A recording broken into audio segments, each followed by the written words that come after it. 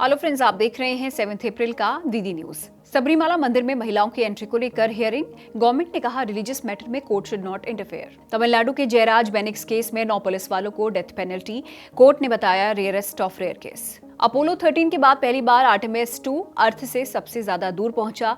4 astronauts अब nearest to the moon. बिना address proof खरीद सकेंगे छोटा गैस सिलेंडर। माइग्रेंट वर्कर्स के लिए गवर्नमेंट का स्टेप।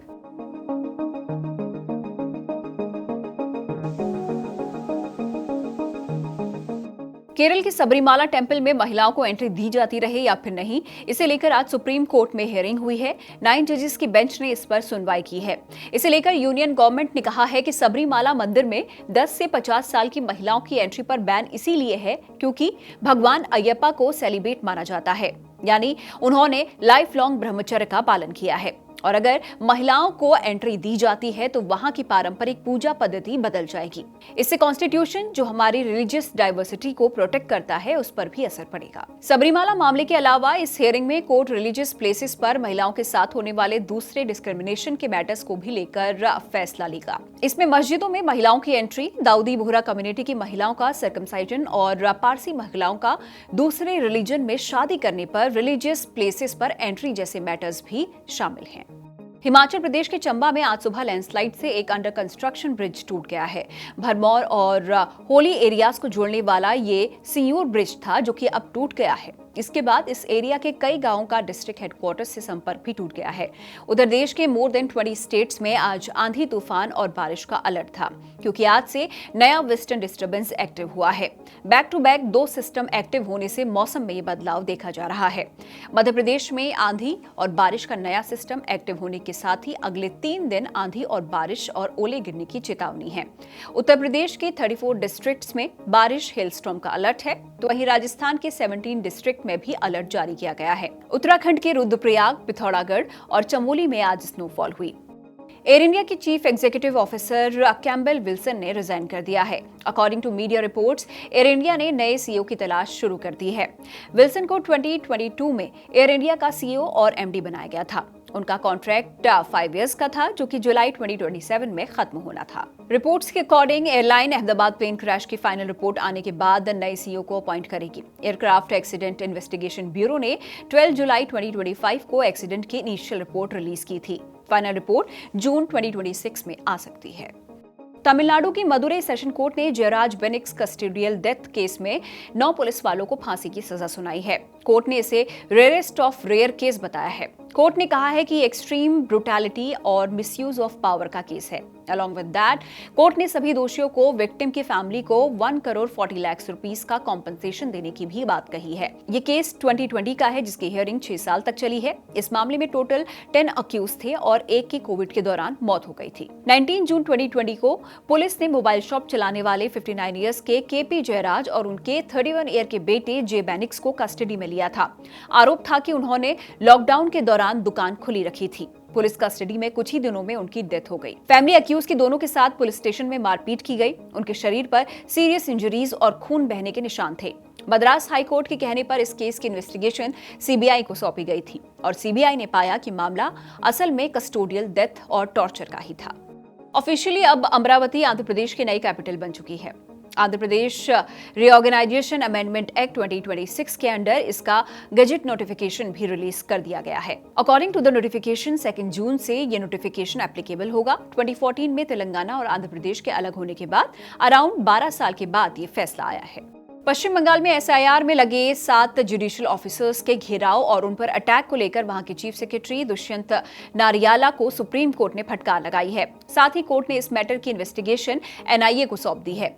सीजेआई सूर्यकांत, जस्टिस जयमाल लिबागची और जस्टिस विपुल एम पंचोली की बेंच ने कहा है कि अब जुडिशियल ऑफिसर्स पर अटैक हुआ तब चीफ सेक्रेटरी ने कलकत्ता हाईकोर्ट के चीफ जस्टिस का फोन नहीं उठाया। सुप्रीम कोर्ट ने कहा है कि उन्हें इसके लिए माफी मांगनी चाहिए। ये एडमिनिस्ट्रेशन का बड़ा फेलियर है।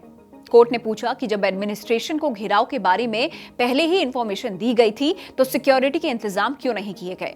ये घटना सोची समझी साजिश लगती है। इजराइल डिफेंस फोर्सेस यानी कि आईडीएफ ने ईरान के लोगों को आज ट्रेन का यूज ना करने की वार्निंग दी है। आईडीएफ ने एक सोशल मीडिया पोस्ट में कहा है कि ईरान के लोग अपनी सिक्योरिटी के लिए पूरे देश में रात 9 बजे तक ट्रेन में ट्रैवल ना करें। पोस्ट में यह भी लिखा है कि ट्रेन में मौजूद रहना और रेलवे लाइन के पास जाना आपकी जान को खतरे में डालेगा। ये वार्निंग उस वक्त आई है जब अमेरिकन प्रेसिडेंट डोनाल्ड ट्रंप की दी गई डेडलाइन खत्म होने की कगार पर है। ट्रंप ने ईरान को हॉर्मुज स्ट्रेट खोलने के लिए डेडलाइन दी थी। मीनवाइल ईरान में लोकल मीडिया ने तेहरान में कई जगहों पर ब्लास्ट की खबरें दी हैं।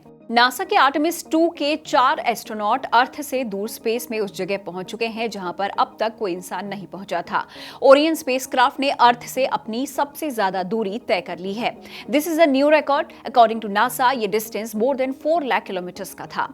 अर्थ से सबसे दूर जाने का पिछला रिकॉर्ड 1970 में अपोलो 13 ने बनाया था। More than 50 years later NASA का मून को लेकर पहला मिशन शुरू हुआ। आर्टेमिस 2 मिशन के रॉकेट ने फ्लोरिडा के कैंप कैनावेरल के कैनेडी स्पेस सेंटर से उड़ान भरी थी। ये मिशन 1 अप्रैल को शुरू हुआ। 10 दिन के इस मिशन में एस्ट्रोनॉट मून पर लैंड नहीं करेंगे। एनसीईआरटी की क्लास 8 की बुक में करप्शन इन जुडिशरी नाम का चैप्टर तैयार करने वाले तीनों एक्सपर्ट अब सुप्रीम कोर्ट पहुंच गए हैं। सुप्रीम कोर्ट ने फरवरी में किताब पर बैन लगा दिया था और मार्च में कोर्ट ने चैप्टर लिखने वाले तीनों एक्सपर्ट्स को भी सभी सरकारी कामों से हटा दिया था। तीनों experts professor Michel Danino, Suparna Diwakar और आलोक प्रसन्ना कुमार ने सुप्रीम कोर्ट में अर्जी दाखिल की है। इसमें उन्होंने बताया है कि उनका इस पूरे मामले में क्या रोल था और साथ ही उन्होंने क्लैरिफिकेशन दिया है कि उन्होंने गलत इरादे से कुछ नहीं लिखा। कोर्ट ने एक्सपर्ट्स की बात सुनने के बाद 2 हफ्ते बाद फैसला करने की बात कही है। गवर्नमेंट ने इस बीच एक रिव्यू कमेटी भी बना दी है जो ये तय करेगी कि आगे की किताब में क्या लिखा जाए। आईपीएल से रिटायरमेंट को लेकर आर अश्विन ने कहा है कि मेंटली वो परेशान हो चुके थे और इसी वजह से उन्होंने ये स्टेप लिया। अश्विन ने कहा कि सीएसके के साथ उनका आखिरी समय परेशान करने वाला था। उन्होंने कहा कि वो आईपीएल में और खेल सकते थे लेकिन इमोशनली ड्रेन हो चुके थे। उन्होंने ये स्टेप फ्रेंचाइजी को उनके फ्यूचर पर डिसीजन लेने की दुविधा से बचाने के लिए उठाया है। 2025 में सीजन में पुरानी टीम सीएसके में वापसी करने वाले अश्विन को 14 में से 9 मैचेस में खेलने का मौका मिला था और इनमें वो सिर्फ 7 विकेट ही ले पाए थे और टीम लास्ट पोजीशन पर रही थी। सेंट्रल गवर्नमेंट ने सप्लाई में दिक्कतों के बीच 5 केजी वाले एलपीजी सिलेंडरों की बिक्री के नियमों को आसान बना दिया है। अब कोई भी व्यक्ति बिना किसी एड्रेस प्रूफ के छोटा गैस सिलेंडर खरीद सकेगा। पेट्रोलियम मिनिस्ट्री ने ये कदम माइग्रेंट वर्कर्स और उन लोगों के लिए उठाया है जिनके पास शहर में कोई परमानेंट एड्रेस नहीं है। अब कस्टमर को ऑथराइज्ड डिस्ट्रीब्यूटर के पास जाकर सिर्फ अपना कोई एक भी फोटो आईडी प्रूफ देना होगा।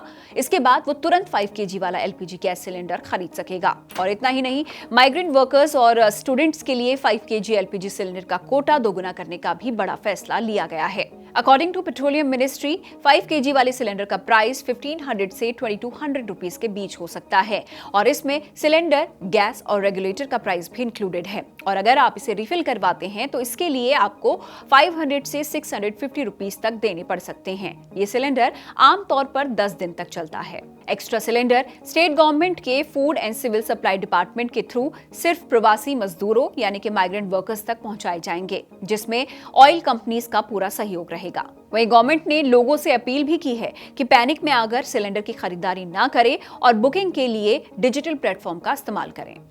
गूगल ने जीमेल में नया फीचर लॉन्च कर दिया है। इससे अब आप अपनी ईमेल आईडी का यूजर नेम यानी कि @gmail.com से पहले वाला हिस्सा बदल सकेंगे। एट प्रेजेंट ये अपडेट अमेरिकन यूजर्स के लिए है और ये उन लोगों के लिए बड़ी राहत है जो अपना अजीब यूजर नेम बदलना चाहते थे। गूगल के सीईओ सुंदर पिचाई ने एक्स पर पोस्ट कर ये जानकारी दी और लिखा, 2004 एक अच्छा साल था लेकिन आपके जीमेल एड्रेस को उसमें फंसे रहने की जरूरत नहीं है। उन्होंने कहा कि अब यूजर्स को अपने पुराने या फिर एम्बैरेसिंग ईमेल एड्रेस जैसे coolboy123 के साथ रहने की जरूरत नहीं है। इसे अब आप बदल सकते हैं। आज 7 अप्रैल को ही 1948 में वर्ल्ड हेल्थ ऑर्गेनाइजेशन यानी कि WHO स्टैब्लिश हुआ था। इसका हेडक्वार्टर स्विट्जरलैंड के जेनेवा में है। एट प्रेजेंट 194 कंट्रीज इसकी मेंबर हैं और 150 कंट्रीज में इसके ऑफिसेज हैं। आज का बुक रिकमेंडेशन है the spy who came in from the cold, जिसे जॉन ले कैर ने लिखा है। ये एक इंटेंस स्पाई थ्रिलर है जिसमें कोल्ड वॉर के दौरान एस्पियोनेज की दुनिया को दिखाया गया है। ईस्ट और वेस्ट के बीच चल रही पावर स्ट्रगल के बीच एक जासूस की लाइफ कैसे सिर्फ मिशंस और मैनिपुलेशन तक सिमट जाती है। ये किताब उसी हार्श रियलिटी को सामने लाती है। इसमें जॉन ले कैर बताते हैं कि कैसे इंटेलिजेंस एजेंसीज अपने एजेंट को सिर्फ टूल्स की तरह यूज करती हैं, जहां पर इमोशंस और मोरालिटी की कोई जगह नहीं होती। ये बुक आपको एस्पियोनेज की उस दुनिया में ले जाती है जहां पर ट्रस्ट एक इल्यूजन है और हर इंसान डबल गेम खेल रहा है। ये सिखाती है कि वॉर सिर्फ बॉर्डर्स पर नहीं बल्कि इंसान के अंदर भी लड़ा जाता है, जहां सही और गलत के बीच की लाइन पूरी तरह ब्लर हो जाती है। तो अगर आप थ्रिलर, पॉलिटिक्स और साइकोलॉजिकल डेप्थ से जुड़ी हुई डार्क और ग्रिपिंग रीडिंग करना चाहते हैं तो the spy who came in from the cold जरूर पढ़ें। आज के न्यूज बुलेटिन में इतना ही। देखते रहिए जिंदाबाद। Bye bye.